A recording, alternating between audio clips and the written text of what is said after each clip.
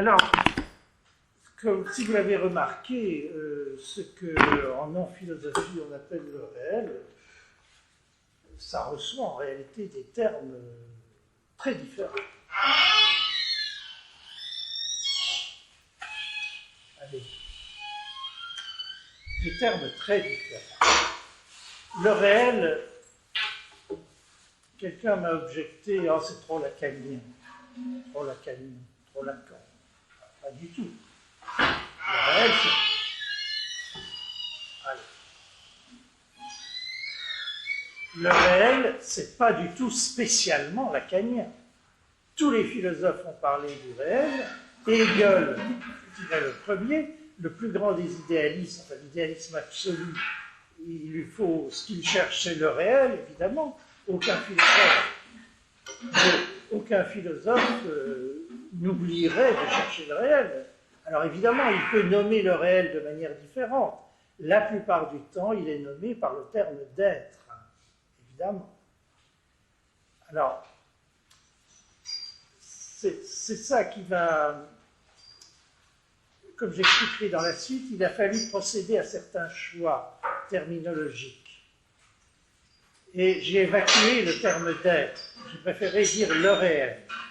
Parce qu'effectivement, le réel, il y a non seulement la grande tradition philosophique qui parle du réel, mais il y a aussi, c'est vrai, Lacan. Et Lacan n'en parle pas comme la tradition, comme la grande tradition philosophique. Puisque le réel, c'est plutôt quelque chose qui se tiendrait chez Lacan du côté de l'autre,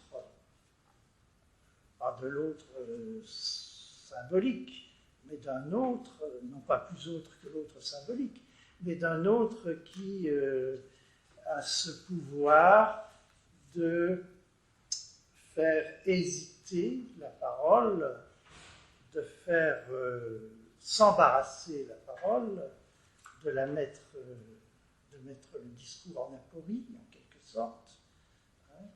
Le réel, c'est l'impossible. Le réel, c'est l'impossible. Bon, alors évidemment, quand vous regardez la grande tradition philosophique, le réel, quand c'est l'être, c'est le possible, c'est même mieux que le possible. C'est ce qui va donner de la réalité. La réalité est d'une certaine manière supérieure au possible. Alors, ce que j'appelle la non-philosophie, ça va être, pour le dire assez brutalement et assez simplement, ça pourrait se lire ou s'interpréter comme une espèce de théorie unifiée du réel philosophique et du réel analytique, psychanalytique. Mais évidemment, tout le monde sent bien que ça ne peut pas coïncider, ça ne peut pas s'unifier. Il n'empêche que, bon, il faudra chercher pourquoi ça ne peut pas s'unifier et pourquoi nous cherchons quand même à l'unifier. Évidemment, Lacan savait que le réel, ce n'était pas tout à fait l'être. Il a donné un sens très précis dans ses fonctions ça cloche, le réel, ça cloche. C'est ce qui ne va pas dans le discours, c'est ce qui ne va pas dans la pensée. C'est là que le réel affleure. Ou dans des grands événements, des événements qui font que l'ordre naturel, spontané des choses, du discours, de la parole est mis en défaut. Alors, que ce soit mis en défaut, ça peut se comprendre d'ailleurs par la structure symbolique du discours, mais qu'il y ait du défaut, et du défaut principiel, je dirais, du défaut, de la défaillance principielle dans le discours, ça c'est plutôt le réel. Alors, donc je me suis réfugié sur le terme de réel, comme vous savez, et je ne renie pas ce terme, effectivement, je le préfère de toute façon à être. Car le terme d'être, je lui trouverai plus tard une autre signification, par rapport au réel, justement. Et ça, ce sera donc dans la non-philosophie. Alors, ensuite, après réel, j'ai introduit un autre terme qui fait sursauter, évidemment, ça fait toujours sursauter les gens. J'ai introduit le terme d'homme. On va dire alors humanisme. Non, pas du tout. Hein, c'est un concept non humaniste, c'est-à-dire non métaphysique et non rationnel de l'être humain, de l'homme. Ce que j'appelle d'ailleurs l'homme en personne, avec des tirets, pour le distinguer de tout anthropos, de tout objet anthropologique.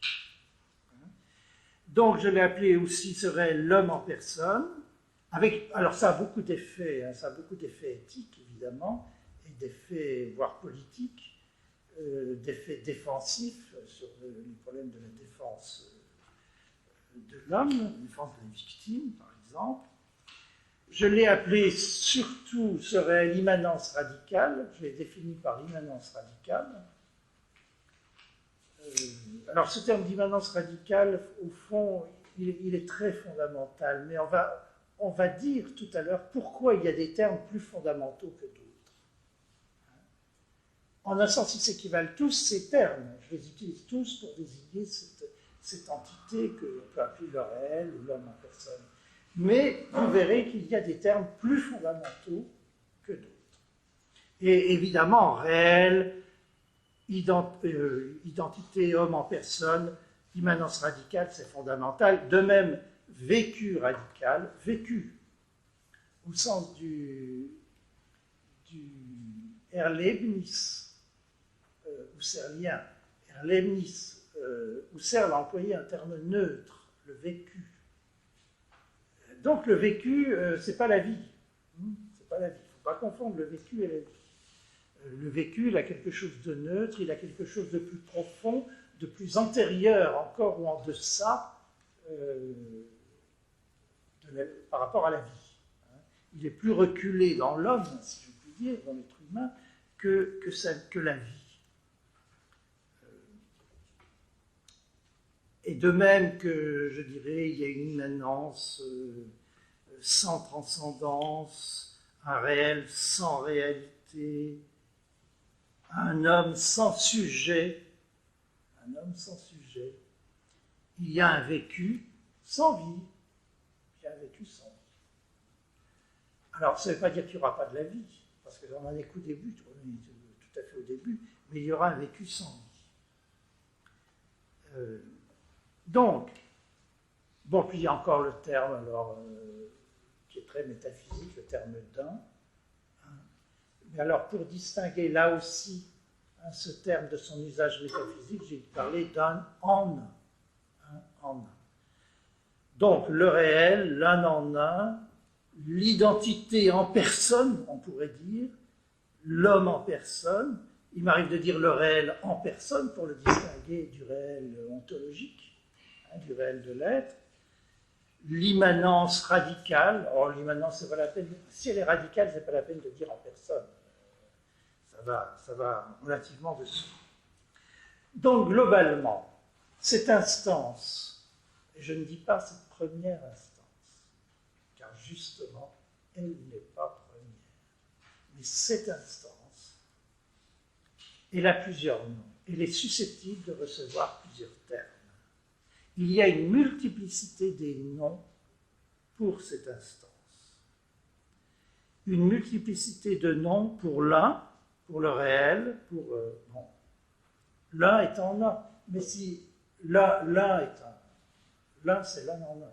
Mais si je désigne donc par l'un, c'est un en un, ce réel, alors je peux aussi lui donner d'autres noms. Bon. Alors, le problème, c'est que cette immanence radicale, cette instance, elle libère en quelque sorte la possibilité de lui donner plusieurs noms. Dans la métaphysique, dans la philosophie, l'être, vous prenez l'être par exemple, il y a une multiplicité de significations de l'être, tel qu'Aristote par exemple les a énumérées. Mais vous ne pouvez pas dire n'importe quoi de l'être. Vous ne pouvez pas dire n'importe quoi. Vous ne pouvez pas confondre l'être et l'étant. Il peut y avoir confusion de l'être et de l'étant, mais alors ça, c'est l'interprétation que donne Heidegger de la métaphysique. Bon, l'être, c'est pas l'autre, évidemment. Il peut y avoir une combinaison de l'être et de l'autre. Par exemple, chez Platon, dans les sophistes. Mais disons que l'immanence radicale, elle a cette propriété, c'est pour l'instant une sorte de symptôme, c'est une question d'appréciation ou de sensibilité. Elle a cette espèce de propriété de libérer un grand nombre de termes qui sont synonymes. Est-ce que ce sont des synonymes de cette instance, pour cette instance? Je ne sais pas, c'est une question que l'on posera plus tard. Ça posera la question de la synonymie et aussi de l'homonymie.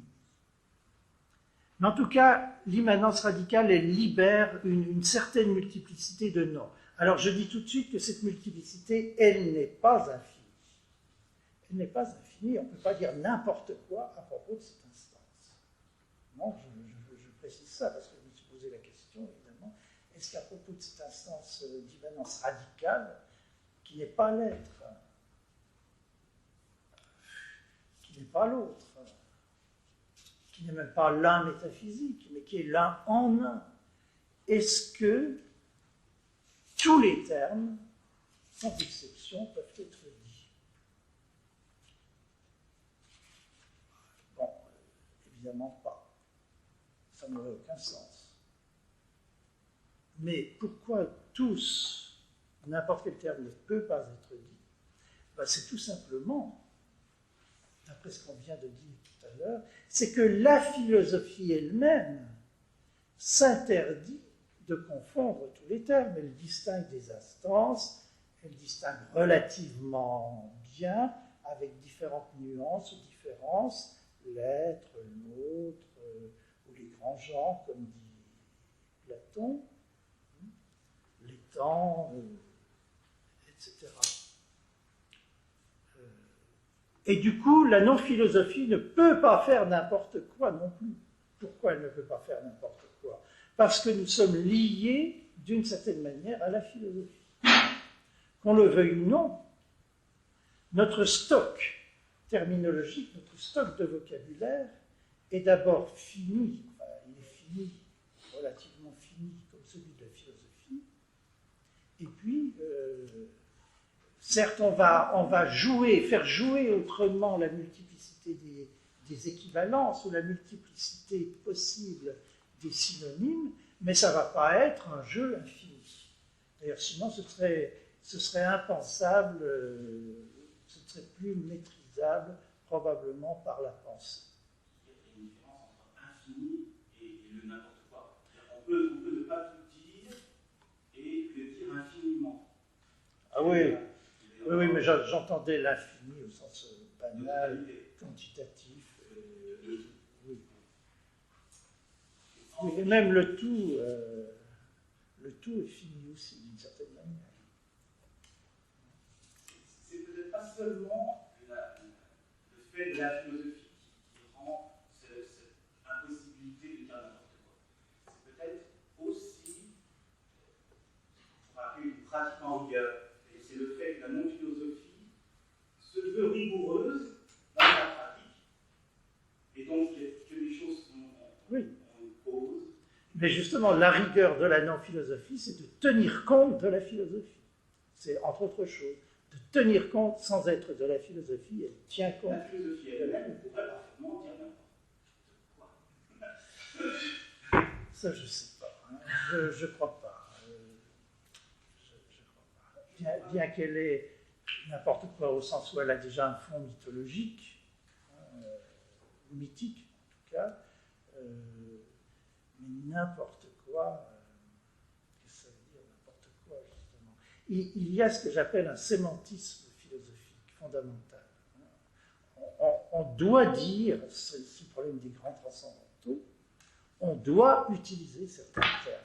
Et on ne peut, Par exemple, attendez, on ne peut qu'utiliser ces termes avec d'autres, mais on est obligé de passer par l'être, par l'un, par l'être, par l'autre, par les temps, par le repos, le mouvement, la fusis, ajoutons-y la diké, donc la diké, la fusis. Alors ensuite, il y a Lucia, tout ça, mais ça ne, c'est toujours limité. Oui, c'est limité dans le cadre d'une nouvelle donation. D'ailleurs, la philosophie accepte la rupture. Et ces ruptures est une nouveauté, donne autre chose que ce qu'il y avait avant. La philosophie accepte une nouveauté très relative, très très relative, justement. Très, très limitée. C'est quand même la philosophie, il y a un problème d'automatisme de répétition dans la philosophie. Même si cette répétition, les données de cette répétition, les données empiriques de cette répétition, ou les données, voire non empiriques, par exemple religieuses, ultra-métaphysiques, varient d'un système à l'autre. Et puis, du coup, la syntaxe philosophique elle-même, bien qu'elle ait des invariants, enfin, je crois qu'il y a des invariants de la philosophie, sinon on ne pourrait pas dire la philosophie. Malgré la variance de ces syntaxes, elle subit des torsions, des modifications. C'est un problème le renouvellement se fait à la fois sur le plan terminologique et sur le plan syntaxique, mais c'est toujours très limité. Et notre problème, c'est justement de trouver un réel tel que la répétition philosophique soit bousculée, enfin, soit plus bousculée que par la philosophie elle-même. Ce n'est pas de se débarrasser de la philosophie au sens où on jetterait un vieux vêtement ou un vieil objet technologique obsolète. Non, la philosophie n'est pas vraiment obsolète, même pour la non-philosophie. Disons qu'elle représente peut-être l'Ancien Testament, mais bon, ça ne veut pas dire que l'Ancien Testament soit obsolète, hein, malgré le Nouveau. Bon, alors, on pourrait mettre écrire sur la porte de cette salle, là, nul n'entre dans la non-philosophie s'il n'admet pas que le réel est fort clos au logos. Nul n'entre dans la non-philosophie s'il n'admet pas que le réel est fort clos au logos. Bref, vous voilà délivré d'avoir à faire des mathématiques. Alors, du point de vue de la pensée, pensée-langage, le réel a l'air de s'annoncer comme une inconnue égale x, une inconnue égale x, mais qui est peu à peu déterminée par ses propres effets dans le langage, dans la philosophie, par ses propres effets dans la philosophie. Le réel sera progressivement déterminé, c'est du moins, enfin c'est comme ça que l'on peut présenter le problème. D'abord, il sera progressivement déterminé comme une inconnue x par son, en quelque sorte, le remplissement de sa visée comme terme, le remplissement de sa visée par des notions philosophiques transformées ou ayant subi l'effet du réel. Nous savons juste, j'avais dit la dernière fois, que cet inconnu n'est pas algébrique, elle n'est pas d'ordre mathématique, mais elle est d'ordre réel ou philosophique.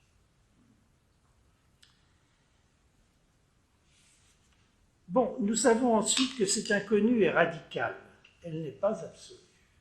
Alors ça, c'est capital. Si on comprenait bien la distinction du radical et de l'absolu,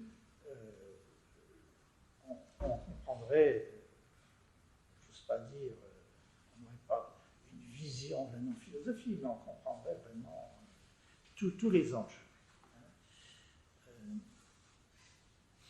Pour moi, la radicalité, qui a été très utilisée par les philosophes, Descartes, Husserl, évidemment, par les philosophes du commencement radical, du commencement absolu, justement, ils identifient commencement radical et commencement absolu, ou fondement absolu. Eh bien, le radical, ça renvoie pour moi, seule l'immanence peut être radicale. Là, l'immanence qui n'est qu'immanence. Alors évidemment, si vous dites une transcendance radicale, moi je vous dirai tout de suite, si on analyse la chose, une transcendance radicale, c'est une transcendance absolue. Si vous parlez d'immanence radicale, je ne suis pas sûr qu'elle puisse être absolue. Elle est radicale, mais elle n'est pas absolue. Alors, radical, ça renvoie donc à la racine, mais à la racine de la racine, à l'immanence de la racine. L'immanence de la racine. D'ailleurs, on pourrait dire le radical, hein, si on voulait sémantiser encore plus la non-philosophie, utiliser des termes comme ça, on pourrait dire le radical. Voilà. Qu'est-ce que cette instance c'est le radical, avec un R majuscule. Alors, ce n'est pas radical au sens linguistique, hein, au sens de la grammaire, c'est radical au sens de ce qui est seulement immanent. Par contre, l'absolu, lui, c'est un mouvement d'abstraction, de séparation, qui est relatif à un point de départ, puis absolu. L'absolu n'est jamais tout de suite absolu, sinon c'est Dieu. Et encore, Dieu a un gros problème. Parce que, comme dit Maître Eckhart, Dieu n'existe que depuis qu'il a créé les créatures. Avant, qu'est-ce qu'il y a? Avant, il y a la déité. Alors, il a trouvé une astuce, c'est la déité, qui, elle, ne dépend pas des créatures, hein, c'est le fond ultime de Dieu, mais Dieu est lié à ses créatures, ce qui est d'ailleurs... donc Dieu a une histoire par la force des choses, hein, ce que toute la philosophie moderne a conclu. Hein, à partir de Jacob Böhme jusqu'à Hegel, Dieu a une histoire.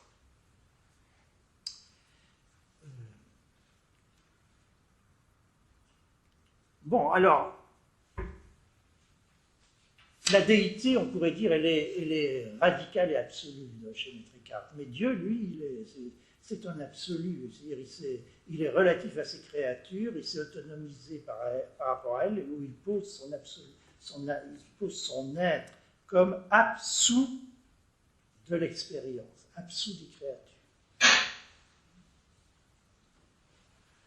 Je rappelle toujours cette formule de Sartre, il m'arrive très rarement de citer Sartre.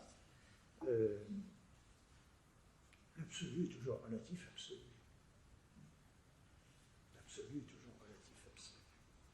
Bon, mais le radical n'est pas relatif radical. Alors vous allez me dire ce qu'on appelle radical ici, c'est pire que l'absolu. Ben oui, en un sens, c'est pire que l'absolu. Et c'est beaucoup moins en même temps que l'absolu. Parce que comme c'est l'immanence qui est radicale, d'ailleurs même chez Husserl, même chez Descartes, c'est la radicalité, elle va vers l'immanence, hein, de toute façon, vers l'immanence du cogito, par exemple, donc je pense, je suis, et puis chez Husserl, vers l'immanence de la conscience transcendantale. Donc là, on suit quand même une certaine logique philosophique. Disons qu'on n'est pas totalement étranger ou violent ou anti-philosophique. Alors, cette radicalité, elle ne vaut que d'une instance qui reste, va-t-on dire, intérieure à elle-même, qui ne sort pas de soi, qui revient à sa place. Dirait Lacan, comme il le dit du réel, le réel, c'est ce qui revient toujours à sa place. Mais c'est une formule ambiguë, parce que s'il revient à sa place, ben, ça veut dire qu'il est en réalité absolu.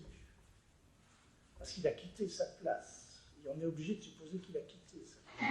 Alors, qu'est-ce qui quitte sa place pour y revenir? C'est l'absolu, justement. C'est le philosophe. Le philosophe, c'est Socrate qui quitte son poste pour y revenir. Enfin, qui fait semblant de quitter son poste, ou qui évoque la possibilité de quitter son poste, mais qui y revient. Puis ce sont les philosophes qui quittent l'expérience pour y revenir. Donc, il ne fait plus que revenir à sa place, il y est toujours, il ne l'a jamais quitté en réalité. Il n'a jamais quitté sa place.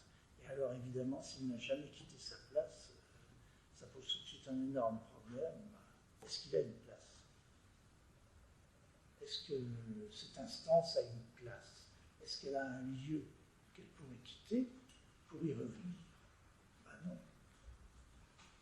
Alors la forte tentation, presque inévitable, de dire que le réel, ou l'immanence radicale, est utopique. Pas utopique au sens vulgaire, pas au sens c'est l'utopie, c'est l'imagination, hein, mais au sens elle est utopique et peut-être le réel, je veux dire, utopique et uchronique. Parce qu'il n'y a aucune raison de dire que le réel n'a pas de lieu dans l'espace s'il n'a pas non plus de lieu dans le temps, dans l'histoire, s'il n'a pas d'assise dans l'histoire. Donc vous voyez ce à quoi on aboutit.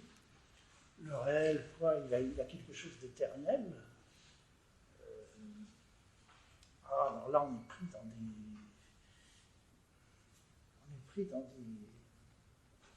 dans des dérives métaphysiques, évidemment. On est tenté de métaphysiquer le réel à outrance. Ce n'est pas ce qu'il faut faire non plus. C'est-à-dire, il faut métaphysiquer, si je puis dire. Il faut utiliser la philosophie pour dire le réel, mais il faut toujours maîtriser les termes. Il faut savoir que quand on avance un terme philosophique, pour l'utiliser dans la non-philosophie, il faut le traiter. On ne peut pas avancer un terme sans prévoir ou programmer un traitement non philosophique de ce terme. Par exemple, je dirais tout à l'heure, le réel, il y a encore d'autres catégories utilisables, d'autres termes utilisables. Je vais parler de... ça paraît contradictoire, mais je ne savais pas. Je vais parler de futur, même futuralité, futural. Je veux dire que le réel est futural. Ouais, il faut créer des termes aussi. Hein. On ne va pas s'embêter à toujours répéter les mêmes. Il est futural, hein, existentiel, extermoral. Hein. Il est futural. Oui, il faut être aussi un peu poète dans la philosophie. Hein. C'est absolument nécessaire. Il y en a qui disent que c'est de la poésie. Non, je dirais que c'est de la philofiction. Pas de la fiction philosophique, mais c'est l'usage de la philosophie pour un certain type de fiction. Bon. Laissons ça de côté pour l'instant. Que le réel soit futural, comment ça peut aller avec l'idée que le réel est immanent? Et on a dit qu'il ne sortait pas de soi. Vous voyez, tout de suite, on est pris dans une contradiction. Pourquoi est-on pris dans une contradiction? C'est parce qu'on réfléchit philosophiquement. C'est-à-dire, on voudrait que les deux prédicats immanents, futural, se disent, soient des prédicats qui décrivent une chose qui s'appellerait le réel. Mais le réel, ou l'homme en personne, n'est pas une chose que l'on devrait décrire. C'est ce qui fait fonctionner la pensée. Ce n'est pas une chose que l'on décrit.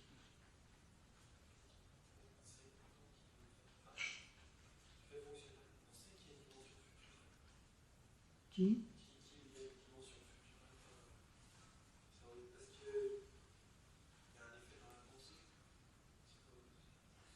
Oui, j'y reviendrai, oui. Parce qu'il y a un effet... qu'il y a de curieux dans la non-philosophie, bon, beaucoup de mal à comprendre cette logique, hein, c'est que le réel n'est pas statique mort, même s'il est radicalement immanent. Il est plutôt de l'ordre d'une pulsion au sens où Lacan, d'ailleurs, aurait tendance à définir la pulsion. La pulsion, elle a un unique bord, dit Lacan. La pulsion, ce n'est pas ce qui va de là à là. La pulsion, ce n'est pas ce trajet. La pulsion, c'est ce qui part, je ne sais pas où. Ou, on pourrait le dire autrement, la pulsion, c'est ce qui part de je ne sais pas où pour aller sur un objet. La pulsion part de nulle part pour arriver sur un objet. Ben, c'est ce qui va se passer avec le réel. Le réel, il part, si tant est qu'il parte, de nulle part, utopique, de nulle part, il ne part pas d'un lieu précis. Par contre, il va vers des lieux précis. Et ce lieu précis de tous les lieux, qu'est-ce que c'est? C'est la philosophie, évidemment. Il va vers la philosophie.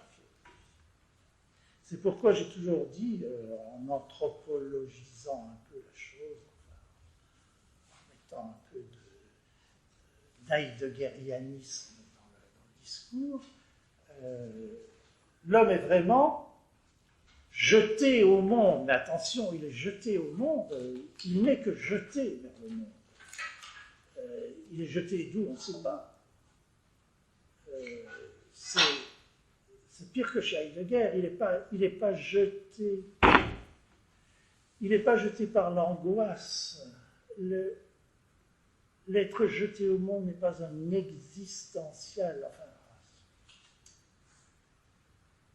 c'est une façon d'exister, on retrouvera plus tard l'existence.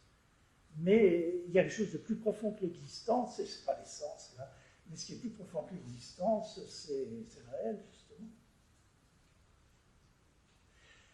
L'essence précède l'existence précède l'essence. Oui, non. Alors, le réel précède l'essence? Eh bien, non. Le réel ne précède pas l'essence, le réel ne précède pas l'existence. Le réel ne précède rien du tout. Le réel ne précède rien du tout. Le réel n'est pas premier. Ah, oui, évidemment, le réel n'est pas premier. Et la plus grande tentation philosophique, la tentation de philosopher le réel, c'est au fond de dire le réel est premier. Qu'est-ce que vous faites? Eh bien, vous comptez le réel quand vous dites qu'il est premier. Et vous le comptez d'une manière spéciale. Vous en faites un compte qu'on va baptiser ordinal. Ordinal. Ce n'est pas un compte cardinal. Vous êtes d'accord, monsieur? Dans cet usage très métaphorique, allez-vous penser de notions mathématiques vagues? Bon, non, mais je pense à Badiou. Vous savez, Badiou, l'unité de compte, enfin le 1 de compte, ça ne vaut pas pour l'être. Pour l'être, en tant qu'être, pour l'être comme multiple de multiples. L'un de compte apporte la consistance de la présentation des choses. Hein. Mais sous cet un de compte, il y a le multiple de multiples. À l'infini ou l'infini. Bon, mais l'unité de compte, c'est très bien, mais le problème, c'est que la philosophie n'a pas seulement compté le réel, ou compté l'être. Hein, en s'intéressant au rassemblement, aux choses qui sont des ensembles de multiples. Elle n'a pas seulement fait ça, la philosophie. Elle a mis en ordre le réel. Elle a mis de l'ordre dans les instances. L'être est malgré tout premier. D'ailleurs, alors, à ce moment-là, on se dit, d'ailleurs, pour la philosophie, mais pourquoi là?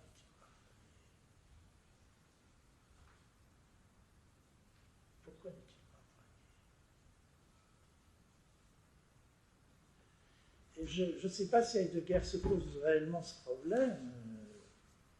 Je ne sais pas. Je crois pas.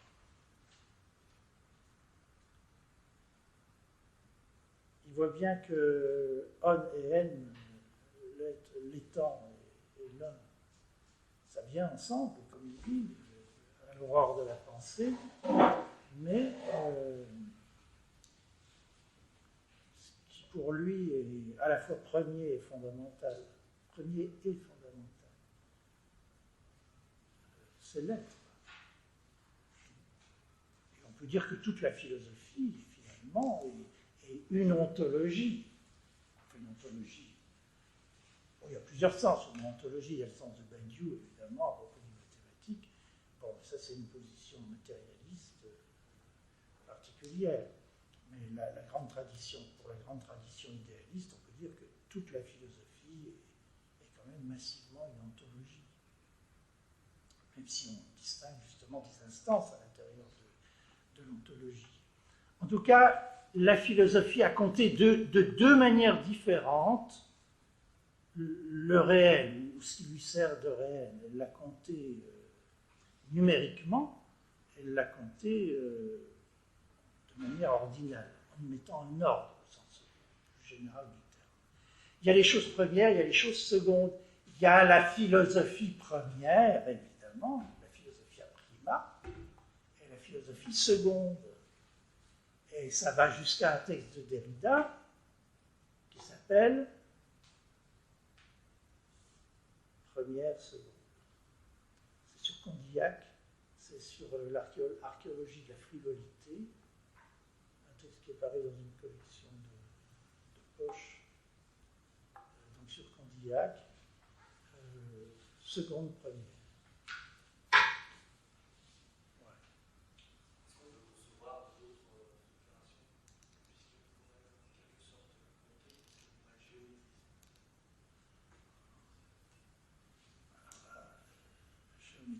Oui, on pourrait peut-être imaginer, enfin, pour imaginer, le réel au sens philosophique, on pourrait toujours essayer, mais ça je crois pas, oui, on pourrait toujours essayer, par exemple, de lui appliquer quelque chose comme la théorie des catastrophes, c'est-à-dire interpréter tout ce qui est faille, limite, frontière, rupture, arrête, pli, repli, dépli, tout ça à travers une théorie géométrique dynamique qui s'appelle la théorie des catastrophes, dont on avait beaucoup parlé il y a 20 ans, hein, c'est René Thom, qui en est le créateur. On parlera de la philosophie thomienne, pas thomiste, hein, thomienne, pas d'erreur. Mais on n'en parle plus beaucoup. Mathématiquement, elle a maintenant certains détracteurs. En tout cas, on ne lui attache plus l'importance que Thom lui avait attachée. Mais c'est vrai que le retrait. Moi, une fois, j'avais pensé faire justement qu'il serait intéressant de faire une espèce de topologie, de regarder la philosophie sous sa forme, sous son mode d'existence topologique, hein, avec une topologie dynamique, justement, avec tous les mouvements, comme le retrait ou la soustraction, Badiou, l'abstraction, le geste d'abstraction, essayer de faire un catalogue des gestes philosophiques fondamentaux, des opérations philosophiques. Parce qu'on oublie trop souvent que la philosophie, c'est un système d'opérations. Aussi. Et c'est un système de distinction. Ça, les scolastiques savaient qu'ils avaient commencé à faire un catalogue de différents types de distinctions possibles dans la philosophie. Dans l'ontologie, surtout. Oui, on pourrait, mais je ne sais pas si ça a été fait. Alors, ce ne serait pas de la non-philosophie. Hein, ce serait une sorte de géométrisation, évidemment, non cartésienne, de degré supérieur.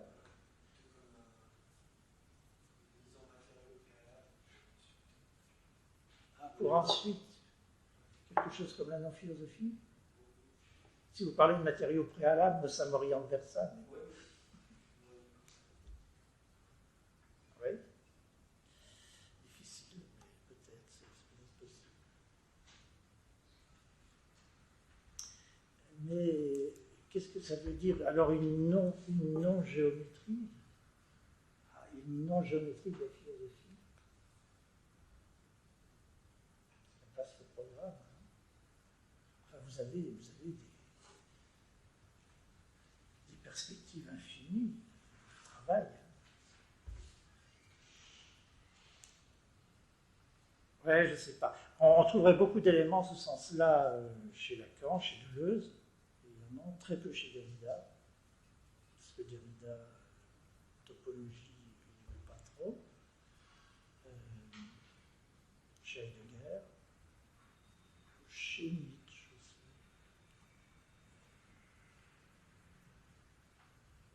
Chez Deleuze, évidemment. Bon, donc on va être confronté au problème de cette racine. Vous vous doutez bien qu'elle ne va pas donner lieu à une arborescence. Ce n'est pas l'arborescence que critique Deleuze, vous savez, dans Rhizome, ça s'appelle Rhizome.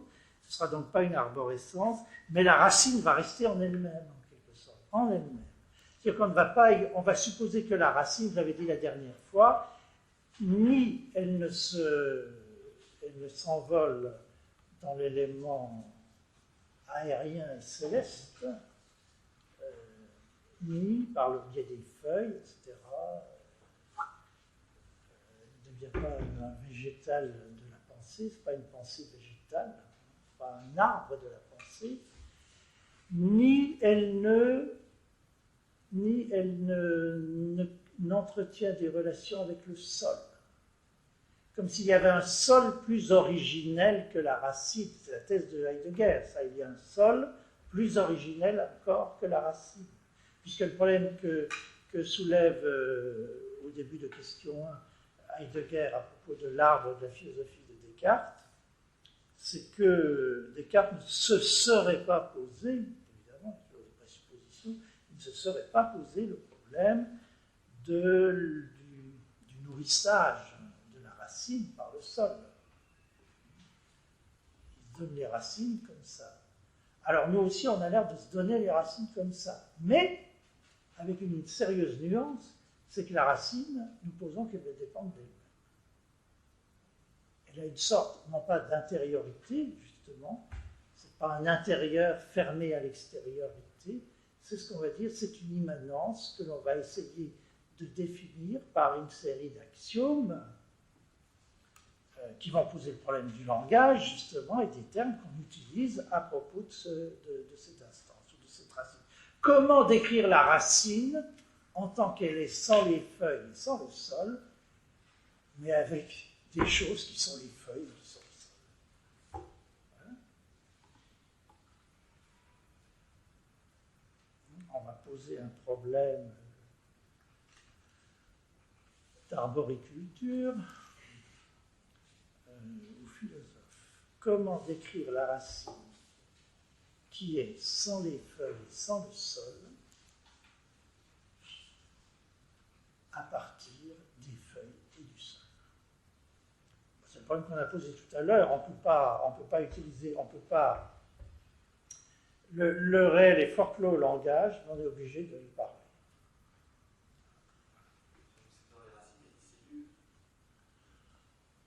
Oh, vous allez plus loin, là. Parce que vous tombez là dans les sciences naturelles, enfin dans la science de la racine.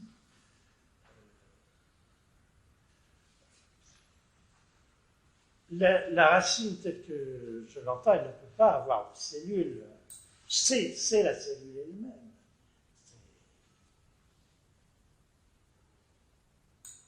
Effectivement, d'ailleurs, le problème se pose de savoir si la racine, ce n'est pas déjà l'arbre. Hein. Si ce qu'on appelle l'arbre, ce n'est pas quelque chose de tout à fait, pas un artefact, mais une sorte d'excroissance de la racine. Au fond, la beauté des arbres, tout ça, Bon, ça fait parler les poètes, mais c'est fait avant tout pour ramasser l'oxygène, renvoyer du gaz carbonique, c'est une interface, les feuilles.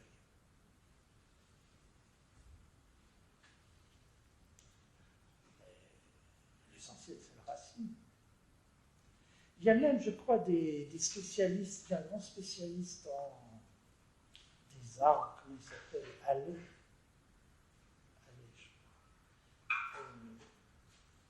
qui avait fait un grand article dans Le Monde pour dire que, pour soutenir l'idée que le tronc de l'arbre, c'était une forme d'excrément.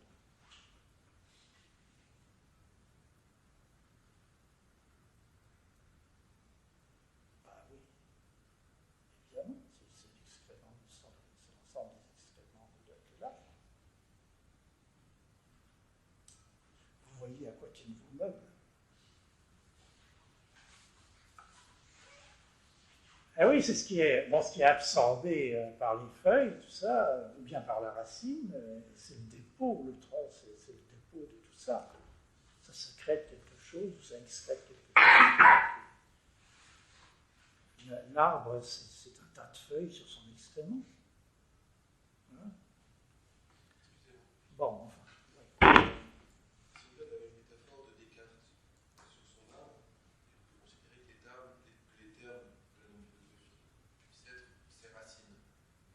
Mais lui va bien spécifier que toute la substance vient des branches.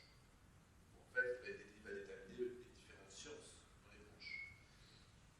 Et est-ce que vos termes, je les sens plus au niveau des branches qu'au niveau des racines? Je ne sais pas ce que vous avez l'air de dire. Ah, les termes, oui, mais le réel.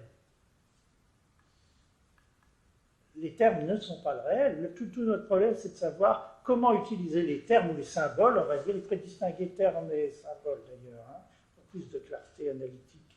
Les symboles, comment va-t-on utiliser des symboles qui viennent de la philosophie, entre autres, pour dire, que veut dire là d'ailleurs, pour dire ou pour parler le réel, qui ne supporte pas ce dire.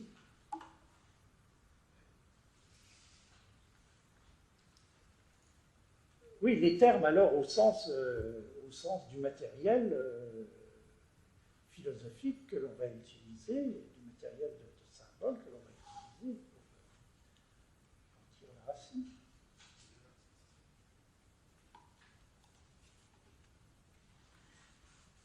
Alors, bon, donc comment concilier ces deux thèses, la multiplicité possible des noms et puis la forclusion du réel au langage d'une manière générale. Alors, premièrement,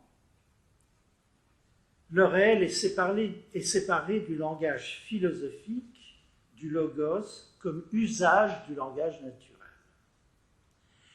La thèse, le réel est forclos au langage, n'excède pas ses limites, c'est-à-dire n'excède pas cette limite qui veut que le réel soit forclos au langage philosophique, au logos. Je ne dis pas, je ne soutiens pas la thèse que le réel est forclos au langage en général. Pour la raison suivante, c'est que le langage en général, je ne sais pas ce que c'est. Évidemment, je ne sais pas ce que c'est. Ce que je sais à peu près, c'est la philosophie. Mais le reste, le langage naturel, je pourrais le savoir si je me donnais de la peine. Mais à partir de quoi? À partir de la philosophie, évidemment. Je me mets à philosopher, j'utilise la linguistique, etc. Je fais du Derrida, éventuellement. Bon. Mais même la pensée, des formes en soi de la pensée, je ne sais pas ce que c'est. La non-philosophie se donne des choses, mais des choses quand même relativement précises dans leur généralité. On ne se donne pas n'importe quoi, sinon on arrive à justement n'importe quoi. D'ailleurs, le rapport du réel et du langage supposé naturel, enfin du langage spontané commun, ou c'est une question de deux en soi, on ne voit pas comment ils communiquent, ou alors il y a la médiation de la philosophie qui nous fait communiquer. Philosopher le langage, la linguistique par exemple, voilà notre matériau à nous, nos philosophes.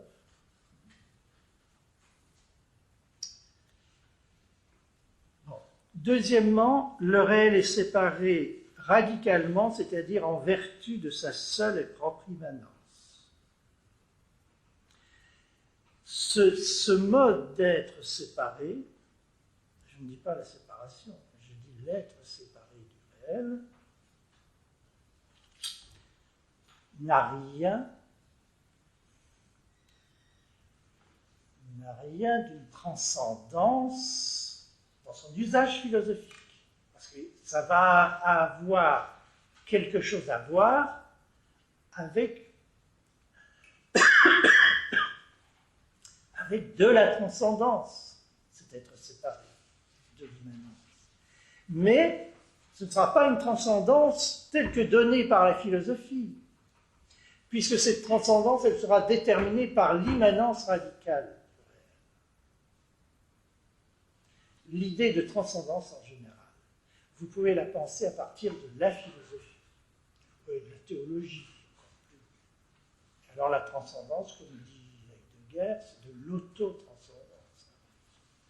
Elle se circularise, elle se spécularise, multiplie elle-même. Ou bien vous pouvez la penser à partir de notre réel, de l'immanence radicale. Et on ne sait pas encore ce que ça veut dire. Là, j'emploierai quand même, c'est là que, évidemment, je vais réintroduire ce terme philosophique éminemment digne de l'être. Le réel, l'être,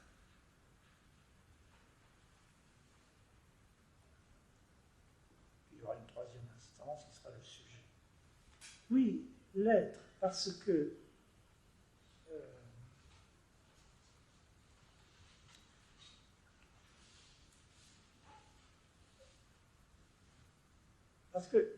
l'immanence radicale, en un sens, il n'y a rien à en dire. En un sens en elle-même, il n'y a rien à en dire. Ça n'a aucun prédicat, ça n'a aucune même propriété. Bon, on en dira quelque chose. Il y aura une décision philosophique pour en dire quelque chose. Mais en un sens, on ne peut pas décrire l'immanence radicale comme on décrit un objet, vu que ce n'est pas du tout un objet. Vu que le fait que ce soit une pure immanence, ça la fait échapper à tout statut objectif. Donc, alors est-ce que c'est le silence? Ah non, ce n'est pas le silence, parce que nous ne sommes pas qu'immanence radicale. Nous sommes des philosophes. Donc, étant des philosophes, nous avons besoin de parler. Et nous voulons parler. Alors, le fait que nous voulions parler malgré tout, malgré l'immanence, malgré notre impouvoir de parler, c'est presque une situation à la Artaud. Vous savez, Artaud, la difficulté de parler, il faut quand même parler. Enfin, il y a beaucoup de poètes qui ont rencontré cette difficulté, comment surmonter, et puis de toute façon la psychanalyse, comment parler malgré toutes les impossibilités, pièges, Chaustra, Papori, qui empêchent de parler. Alors, ce mouvement cet être séparé de l'immanence, séparé des symboles, séparé du langage, ça va quand même être quelque chose, ça ne sera pas rien, cet être séparé, ce ne sera pas rien. Parce que là, c'est comme si on commençait à tenter de décrire ou de définir l'immanence. L'immanence, elle est séparée des termes. On ajoute là quelque chose. Et ce qu'on ajoute est fondamental parce qu'on établit le premier rapport possible de l'immanence au langage, à la philosophie. Le premier.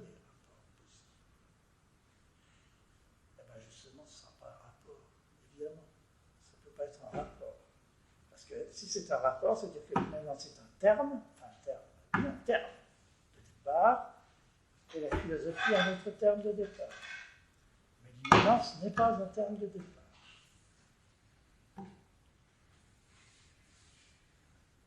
Donc, ce ne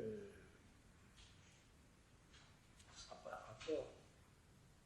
Ce sera un demi-rapport, un semi-rapport, un rapport sans rapport, dirait Blanchot.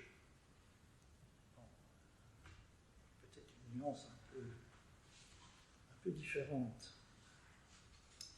Alors, ça aura quelque chose à voir avec la transcendance, donc avec l'être, on peut le dire, avec l'être. On appellera ça l'être. Effectivement, on va se résoudre à parler de l'être. Donc, l'immanence entretient un rapport d'être, selon l'être, par l'être, avec la philosophie. Mais cet être, il va être très particulier, très bizarre, puisqu'il va dépendre de l'immanence.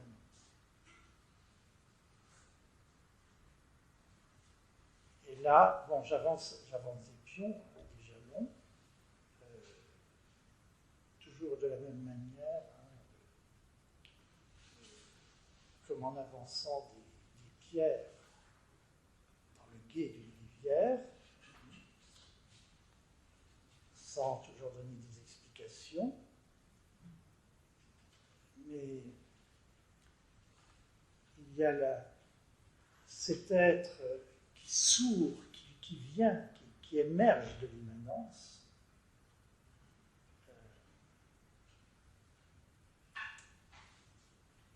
Il émerge de l'invisible radical.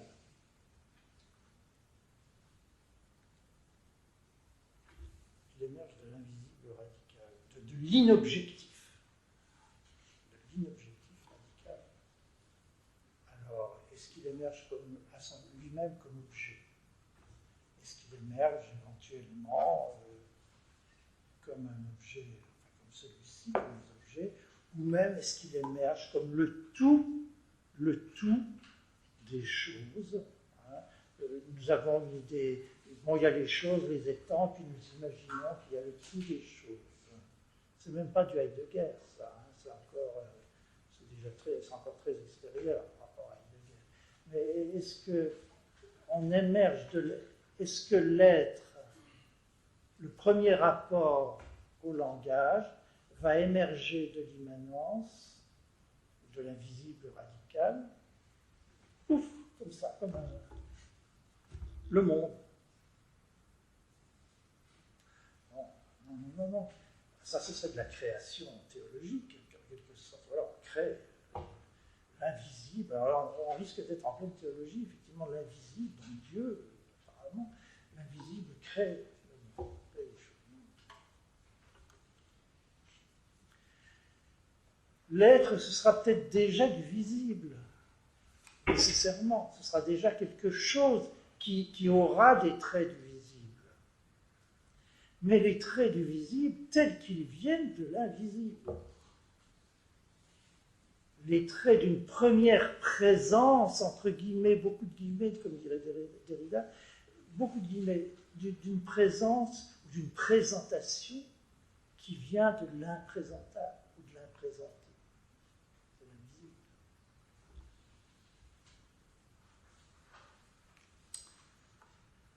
Ah oui, eh bien là, cet être, qui a d'ailleurs des propriétés extraordinaires. Lui, l'être, on va pouvoir en dire beaucoup de choses. Du réel, on ne peut pas en dire grand-chose. Mais évidemment, l'être, on commence à pouvoir parler beaucoup. On va lui donner un nom. On va lui donner, entre autres, un nom particulier, pas plusieurs noms. Évidemment, plusieurs noms. L'être, c'est un nom. Mais on va lui donner un autre nom, qui a quelques rapports avec futuralité, et qui désigne son mode de présentation, son mode un peu bizarre de présentation. Bon, mais là, c'est peut-être une tentative un peu volontariste de nomination. cet être qui n'est pas l'invisible, qui n'est pas le visible, qui est le premier rapport, le premier non-rapport possible entre l'invisible et le visible, on va dire qu'il est clandestin. Il est clandestin.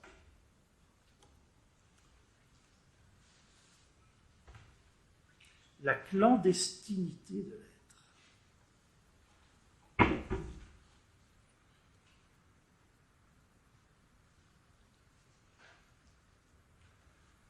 L'invisible ne peut tolérer quelque visibilité. Je ne dis pas la grande visibilité, pas le plein jour, pas le soleil de la raison, hein, pas la parousie, pas la manifestation totale et aveuglante. Non, non. Il va se manifester, son mode de manifestation, son mode d'être, le mode d'être de l'être, on va l'appeler la clandestinité. Et c'est lui qui arrive à pas de colombe. Si on peut reprendre la formule de Nietzsche. C'est lui qui arrive à pas de colombe. Il ne fait pas de bruit. Il ne fait pas beaucoup de bruit. De même qu'il n'aveugle pas. L'être qui brille, hein, l'être qui brille, ça se trouve un peu chez Heidegger aussi. Mais c'est très grec, ça, l'être qui brille. Comme la gloire du héros, le héros qui brille. Non?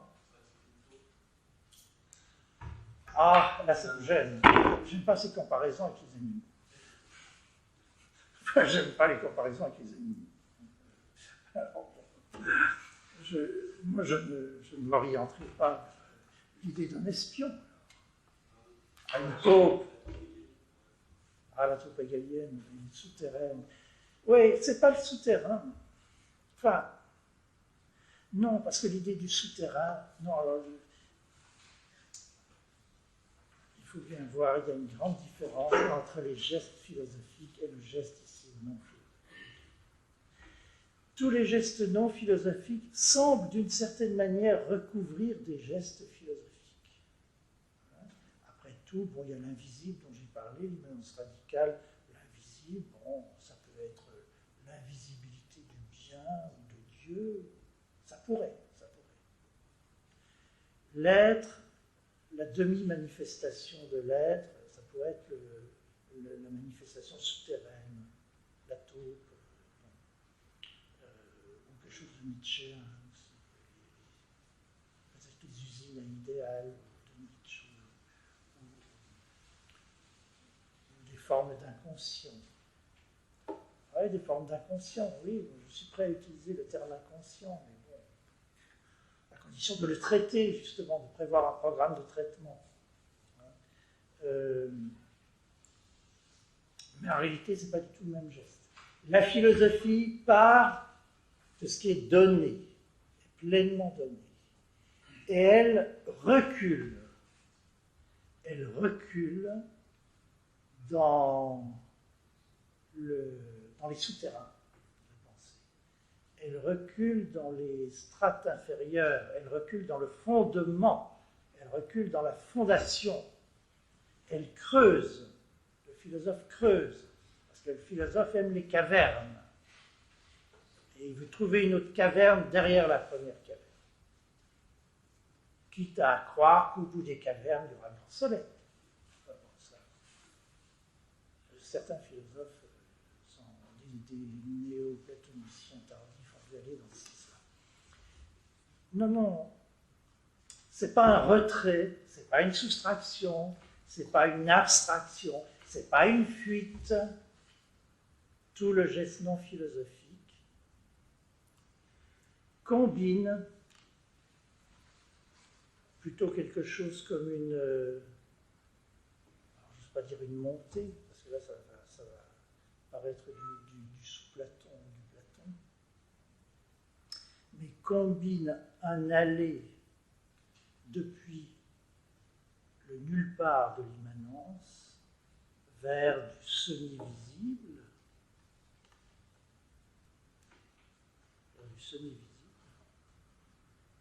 et en même temps, elle utilise le langage philosophique comme se disant certes de l'immanence radicale et du semi-visible, de l'un et de l'être, mais se disant, une fois qu'il a été transformé, une fois qu'il a été retraité, ce langage philosophique, je ne peux pas utiliser du langage philosophique avec les syntaxes philosophiques et puis dire, voilà, ça vaut de l'immanence, du réel, ça vaut de la clandestinité. Ça vaut de la futuralité, ça vaut de la clandestinité. Non. Ça ne colle pas, ça. J'ai programmé un traitement, une transformation de la philosophie à partir de ces instances. Je ne peux donc pas prendre la philosophie telle qu'elle, non traitée, pour la plaquer sur ces instances. C'est contradictoire, les gens qui ne comprennent pas la non-philosophie pensent comme ça, bon, donc ils y voient des contradictions.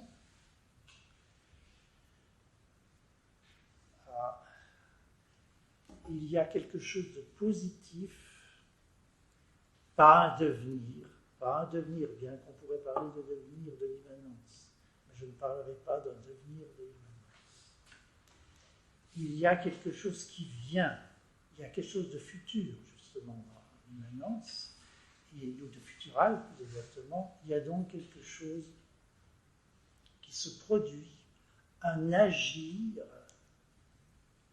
comme dirait Heidegger,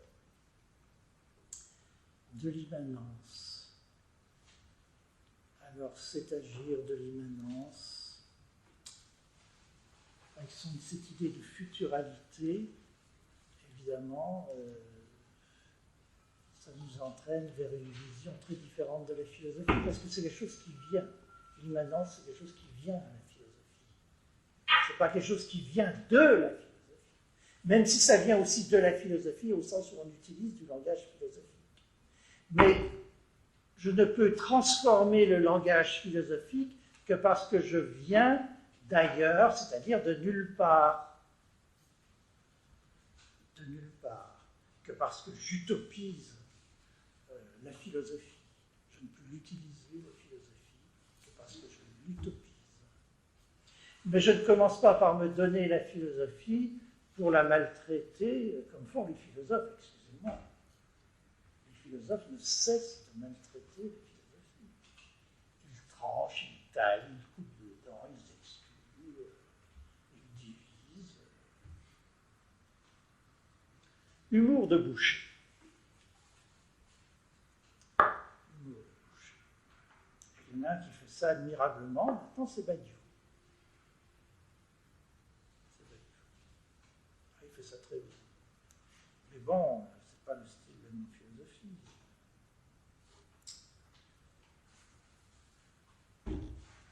L'immanence radicale, elle est futurale pour la philosophie. Pour la philosophie. Elle est jetée pour la philosophie.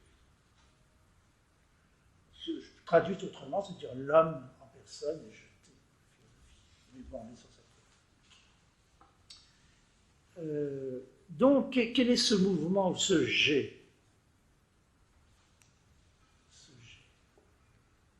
Ce jet sans, si vous me permettez, jection.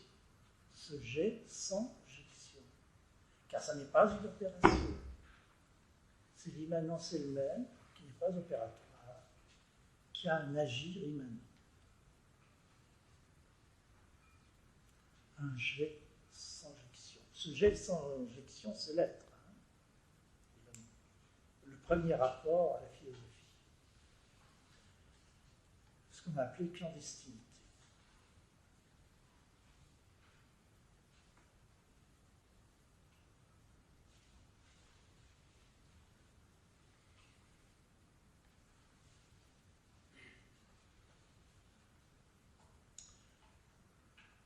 Bon.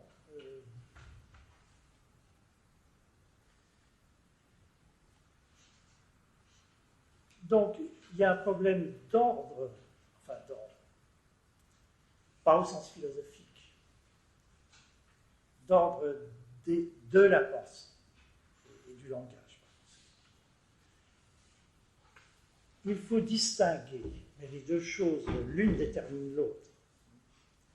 Il faut distinguer l'ordre du réel, mais ce n'est pas un ordre compté ou ordonné, c'est un ordre qui ne suppose pas une opération, l'ordre du réel, c'est-à-dire l'immanence, l'agir de l'immanence, comme j'ai, sanjection ou être, une forme de transcendance, mais une demi-transcendance en quelque sorte, et puis la philosophie. Vers quoi l'immanence est jetée par le biais de l'être, par le biais de l'être. Il faut retenir ça. C'est-à-dire que l'être, c'est ce qui donne la philosophie. J'ai dit que c'était le premier rapport à la philosophie, mais c'est un non-rapport, ça donne la philosophie. Cet être-là, il donne le discours philosophique, il donne le logos. C'est-à-dire, j'essaye de résoudre par là un problème tout à fait classique de la philosophie, à savoir que nous avons un accès de droit à la philosophie. Le problème n'est pas de sortir de la philosophie ou d'y rentrer, comme si on n'y avait jamais été, encore que j'ai souvent dit qu'il n'y a pas à sortir de la philosophie puisqu'on n'y est jamais entré. J'ai souvent utilisé cette formule provocatrice, mais enfin, je dirais maintenant, pour être plus doux avec les philosophes, on a un accès à la philosophie. Le non-philosophe a nécessairement un accès, a priori, même de droit, à la philosophie. Et c'est sur la base de cet accès qu'il peut dire ensuite, qu'il peut vouloir ensuite en sortir ou y rentrer. Et ça suppose un travail pour dire j'en sors ou j'y rentre, ça suppose des conditions supplémentaires que j'énumérerai, qu'on verra par la suite. Ça suppose des conditions supplémentaires.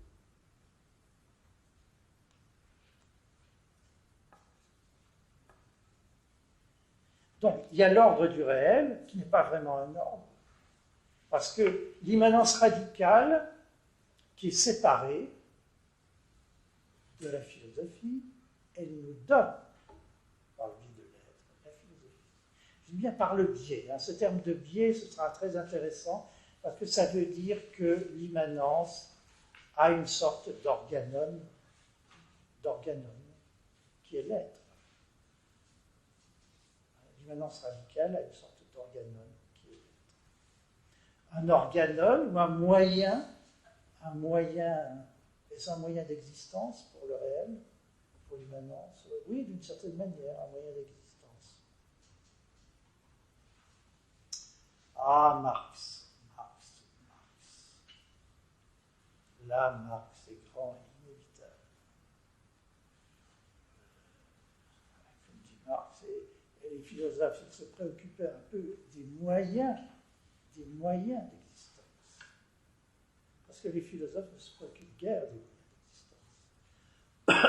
C'est même, à mon avis, une des spécificités de la philosophie.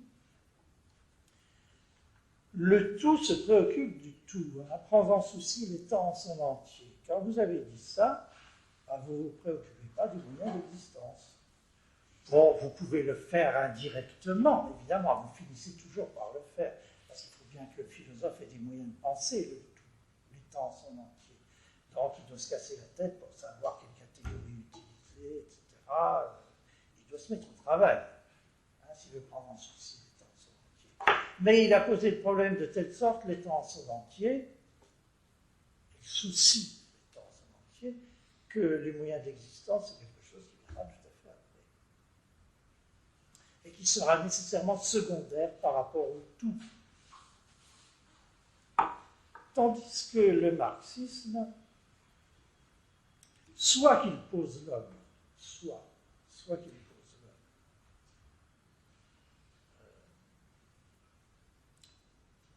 comme dans une sorte d'humanisme marxiste qui pose l'homme comme base, soit qu'il ne le fasse pas, et quand même est obligé, lui,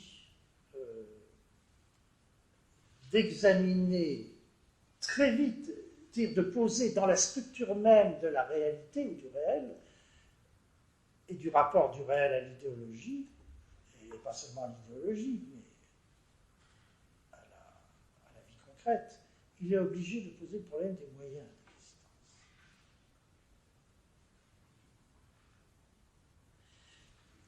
Évidemment, il y a le matérialisme. Et le problème du matérialisme,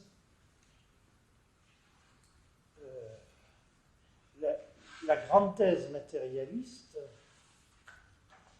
quand on l'énumère, on voit tout de suite en quoi, de mon point de vue, elle est défaillante, cette thèse matérialiste, et traîtresse par rapport au matérialisme historique. Cette thèse matérialiste, c'est l'être détermine la représentation, la vie détermine la pensée. Ah oui, mais l'être détermine la représentation. Une fois que vous avez posé ça, vous avez droit à tous les fantasmes, les pires fantasmes de la philosophie, du matérialisme vulgaire, du matérialisme chimique, biologique, le cerveau qui produit la pensée, comme on produit des hormones, enfin bon, comme si la pensée était une hormone, enfin bon, c'est un problème assez délicat. Maintenant, avec le cognitivisme, ils ont reposé le problème un peu autrement, heureusement. Enfin, bon, philosophiquement, non, mais il détermine comment. La vie détermine l'idéologie. Comment la détermine-t-elle? Par quels moyens? Si vous ne spécifiez pas la détermination, le déterminant, enfin, l'instrument opératoire, l'organum de la détermination, vous allez vers la confusion. Vers la confusion de celui qui détermine, enfin de ce qui porte la détermination, le réel ultime, et le tout idéologique. Même chez Parménide, c'est bien un élément. Parménide va parler de nécessité pour faire ça. En fait, il y a quand même un déterminant. Sauf qu'il ne va pas étudier plus loin la nécessité, parce qu'on ne peut pas étudier la nécessité. C'est pour ça que il n'y a pas besoin d'être matérialiste marxiste, il faudra chercher des moyens. Sauf que les moyens ne sont pas les mêmes. Logique. De rigueur, toujours la même. Oui.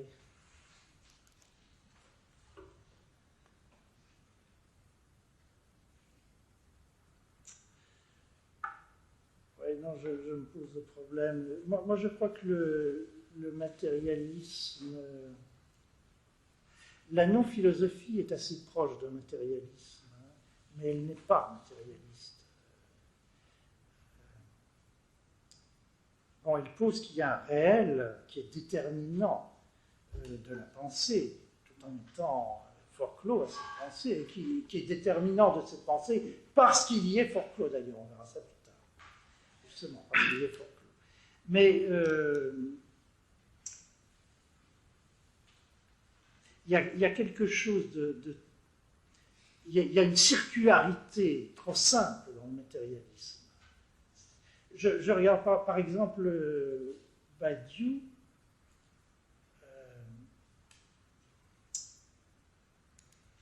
Bon, il pose bien le problème du sujet, mais le sujet entre l'ontologie mathématique, qui est la sphère authentique du matérialisme, enfin, la matérialité, et puis la philosophie vide, qui est autour de la catégorie de vérité, il n'y a pas d'intermédiaire. Même si, je n'ai pas lu son second volume, sur la suite de l'être et l'événement, il se passera du temps que je le lise, hein, parce que, donc, peut-être qu'il a examiné ce problème. Il y a des chances qu'il a un peu examiné ce problème. Parce qu'il redécouvre le transcendantal. Très bien, il redécouvre le transcendantal. Mais je crains que ce soit un transcendantal utilisé de manière matérialiste. Et ce matérialisme, non, ça veut dire que, au point du réel, il pose donc le multiple de multiple mathématique, alors que nous posons finalement quelque chose de l'homme. Le multiple de multiple, il a sa forme d'immanence, l'homme aussi. Et c'est le réel, d'une certaine manière. Enfin, c'est le réel au sens fort, c'est l'être pour Badiou, c'est le réel pour... Bon. Mais ce réel, il n'est pas opératoire, hein, d'ailleurs, il n'y a pas d'opération de l'un. Il n'y a pas d'opération de l'un sur l'être. Alors, ce réel, il détermine la pensée, c'est-à-dire la philosophie. Il détermine la pensée, c'est-à-dire la philosophie. La matérialité détermine la philosophie. Parce que Badiou, l'ontologie mathématique et la philosophie, c'est séparé, mais on pourrait inverser de manière idéaliste, on pourrait croire que l'ontologie matérialiste, l'ontologie mathématique, c'est secondaire, c'est une conséquence, et puis le geste philosophique, c'est le fondamental, c'est l'être, etc. Pas vrai, c'est pas vrai, c'est l'inverse. L'ontologie mathématique, c'est la sphère du réel et de ce que le réel peut dire, ou de ce que l'être peut dire de lui-même, l'être en tant qu'être, hein, même si ce n'est pas vraiment opératoire. Et puis la philosophie, c'est en quelque sorte le reflet dans la pensée, ou le reflet de la matérialité au niveau de la pensée. Évidemment, Badiou est trop subtil, trop malin, pour parler encore de reflet, comme dans la théorie du sujet, où il en parle, hein, où il définit le matérialisme avec quelque chose comme le reflet. Bon, il parle de rapport asymptotique, hein, à ce moment-là. Mais disons que dans ce matérialisme, il n'y a pas de zone intermédiaire. C'est une dualité, un dualisme, dont il dit d'ailleurs avec juste raison qu'on pourrait croire qu'il est un peu religieux. Donc il n'y a pas de fonction intermédiaire, il n'y a pas ce qu'on appelle d'organe. Il n'y a pas de moyen d'existence de la philosophie. Bon, peut-être que le sujet chez lui pourrait faire fonction d'intermédiaire ou de moyen d'existence. Mais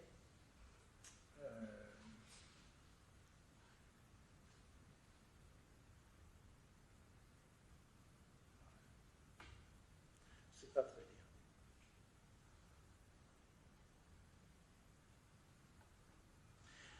bien. En tout cas, le sujet, il prolonge, il utilise un geste ou une propriété non opératoire de l'être qui est le soustractif, qui est le soustractif, la soustraction. Et le sujet procède à la soustraction. Bon, le sujet est surtout lié à l'événement. Donc, je ne sais pas comment il a lié ensuite l'événement, la soustraction, l'aspect transcendantal de la situation qu'il a voulu rétablir, au niveau non plus des mathématiques, mais plutôt de la logique ou de la théorie des catégories.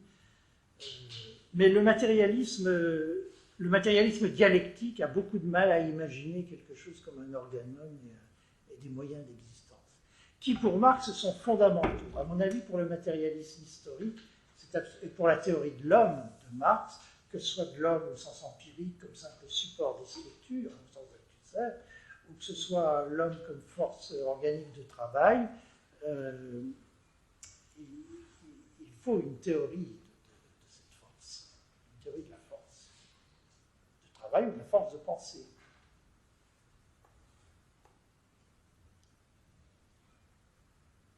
Mais à mon avis, quand on est matérialiste et qu'on part pas du tout, mais du réel comme... alors c'est un infini, je ne sais pas du tout n'existe pas. S'il part de l'infini, si on part de l'infini, évidemment, il n'y a plus d'organisme possible. Il n'y a plus qu'un sujet qui, non pas joue avec l'infini, mais un sujet qui est le jouet de l'infini. Mais il n'y a pas de positivité, en quelque sorte, de l'organon, du moyen d'existence. Bon. Alors, ça c'est le premier mouvement, hein, le mouvement du réel. Mais il y a le mouvement de notre discours sur ce réel, ou à propos de ce réel. Et notre discours, lui, évidemment, il part de la philosophie, puisqu'on utilise sans cesse la philosophie. Le discours, lui, part de la philosophie. Mais de quelle philosophie part-il?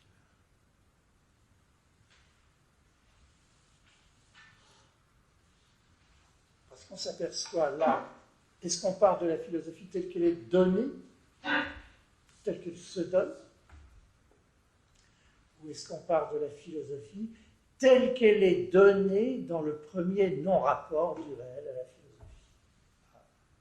Et bien justement, nous les sujets, on est humains, hein, mais nous les sujets, nous bricolons, si je puis dire, ou nous nous battons entre ces deux donations de philosophie.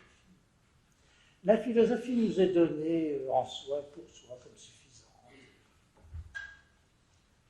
Ça nous est donné comme ça. Habituellement, normalement, je ne sais pas comment dire. Et puis elle nous est donnée en tant que elle est donnée sans suffisance. Hors de la suffisance, elle est donnée par l'immanence radicale, ou par l'être issu de l'immanence radicale. Elle est donnée de manière clandestine. La philosophie nous est donnée de manière ouverte, pleine, mais suffisante. La philosophie vaut pour tout. Elle vaut pour le réel, enfin elle prétend valoir pour le réel, pour le sujet, etc. Mais en même temps, elle nous est donnée, heureusement, comme clandestine, c'est-à-dire non suffisante. Et tout le travail du sujet, c'est de jouer ou de défaire la suffisance, d'achever de défaire la suffisance philosophique en utilisant la philosophie clandestine.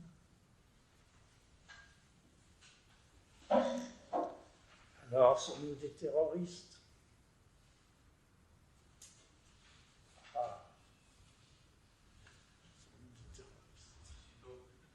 Comment? Les dissidents. Oh, c'est faible, les dissidents. Faible, Non. Non, écoutez, non, on n'est pas des terroristes, parce que, bien qu'on travaille dans la clandestinité philosophique. Ah oui, mais il y a une troisième catégorie que je n'ai pas dite, futuralité, clandestinité. Et la troisième catégorie, évidemment, c'est qui concerne le sujet, qui rassemble tout. C'est ce que j'appelle la messianité. Pas le messianisme, mais la messianité. Là aussi, ça revient à forger un terme qui, je crois, n'existe pas, hein, messianité. Mais ça colle bien en français, je veux dire, on s'y habitue vite. On peut s'y habituer assez facilement. Futuralité, c'est plus difficile. Mais messianité, je crois que ça n'existe pas, mais je ne sais pas, peut-être que le terme existe au fond. L'adjectif messianique, alors évidemment, si on veut se débarrasser aussi de l'adjectif messianique, parce que ça fait trop religieux, trop décalque religieux, on pourrait créer messianitaire, mais bon, pas terrible, hein, pas terrible du tout. Non, pas terrible. Oui, alors la messianité, attention, ce n'est pas le messianisme. Ce n'est pas une métaphore philosophique de la religion. Ça n'est pas une métaphore philosophique de la religion. Et si j'ai le temps, je ferai une critique de l'idée de métaphore. La non-philosophie n'utilise pas de métaphore prise de la philosophie ou des sciences.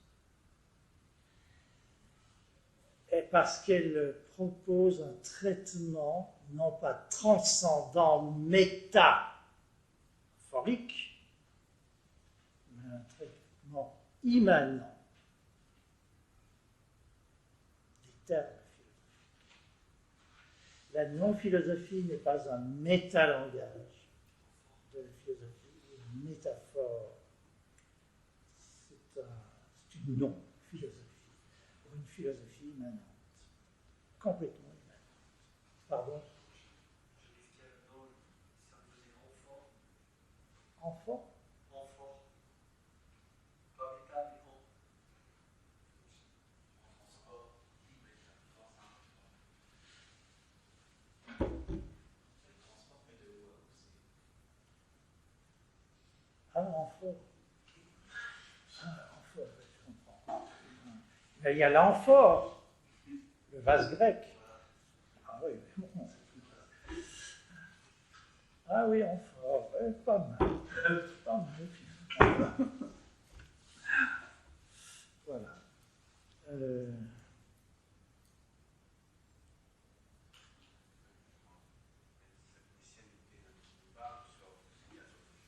Comment?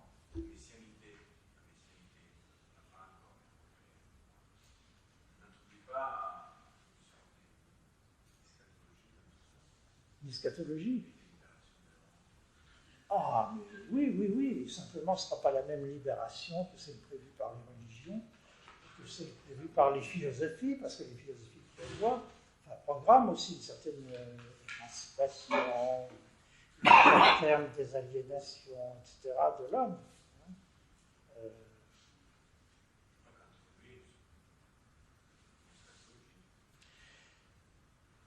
Oui, les choses dernières, oui. Eschaton, les choses dernières. Oui, il y a une dernière instance. Il y a une chose dernière. La détermination en dernière instance, j'interprète comme la détermination par la chose dernière. Et les choses dernières, ce sont celles qu'il faut poser en premier. Alors en véritable premier, pas la primauté, pas la priorité philosophique, pas le commencement absolu. Et d'ailleurs, on ne parlera plus de priorité. On parlera plus.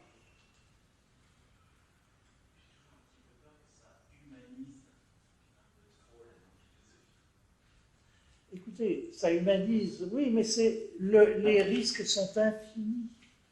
Il n'y a que des risques dans la non-philosophie. Il n'y a que des risques.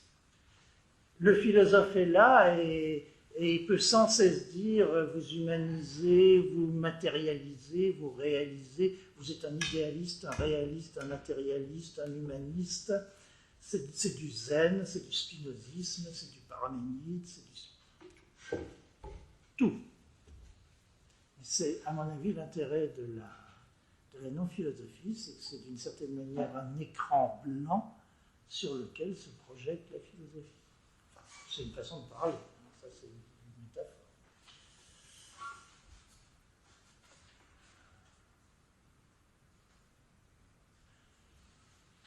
Non, moi j'aime bien cette notion de messianisme, évidemment, parce que ça indique aussi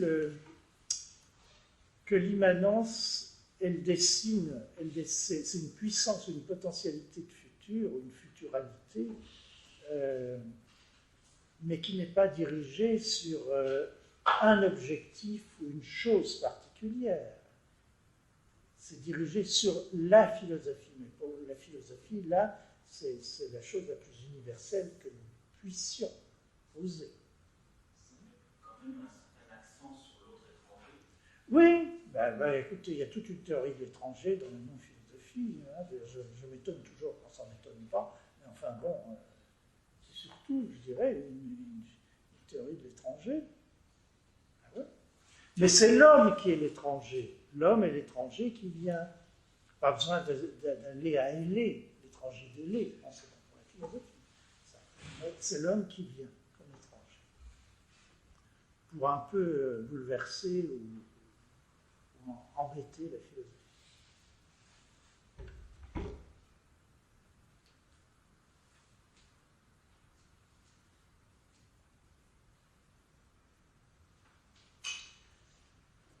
Bon, mais on peut dire, vous avez le choix, vous allez dire qu'on humanise la pensée, la philosophie, ou bien qu'on la christianise, voire judaïse, enfin surtout christianise.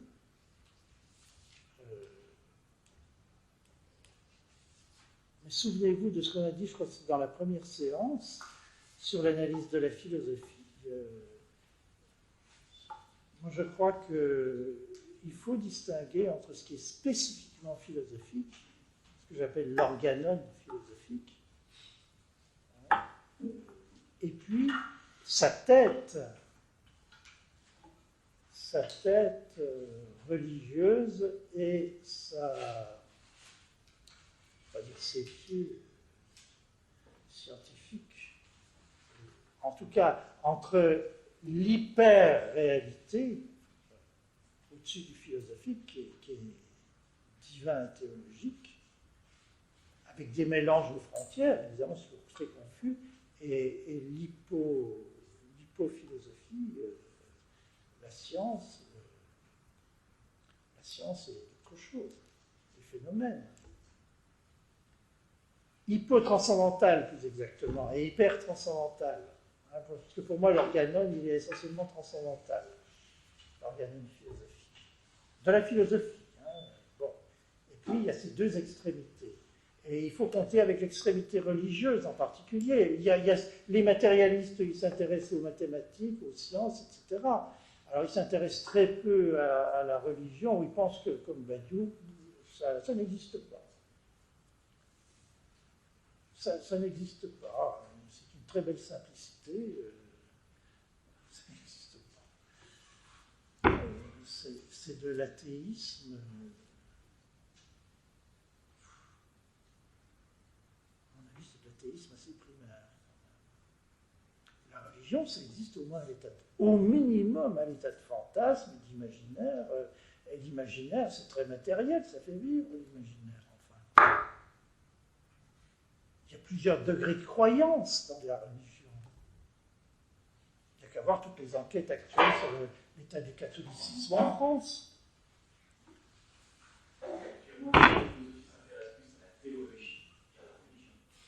Oui, c'est d'accord.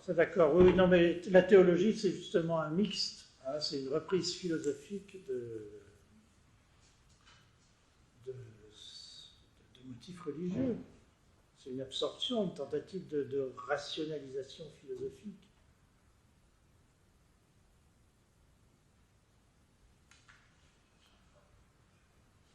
Et donc, moi, je suis l'ordre philosophique aussi. En parlant de messianité, j'obéis d'une certaine manière à cette articulation, pas ordre, mais à cette architecture philosophique, de la philosophie en général. Il y a un organon, mais au lieu que ce soit le divin ici, qui soit bon, toute la non-philosophie est basée sur une certaine opération que j'appelle l'universion, enfin, on en parlera, et cette universion, elle impose la référence, la continuation de la référence à la religion, mais en même temps la transformation de la religion. La non-philosophie, c'est toujours continuer la référence à la religion, à la philosophie, aux mathématiques, aux sciences, etc., mais transformer selon une certaine opération qui prévoit justement, qui programme justement la primauté du réel, l'immanence, de l'immanence, etc.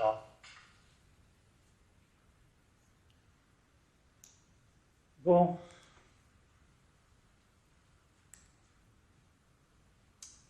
Vous arrêtez votre machine. machine.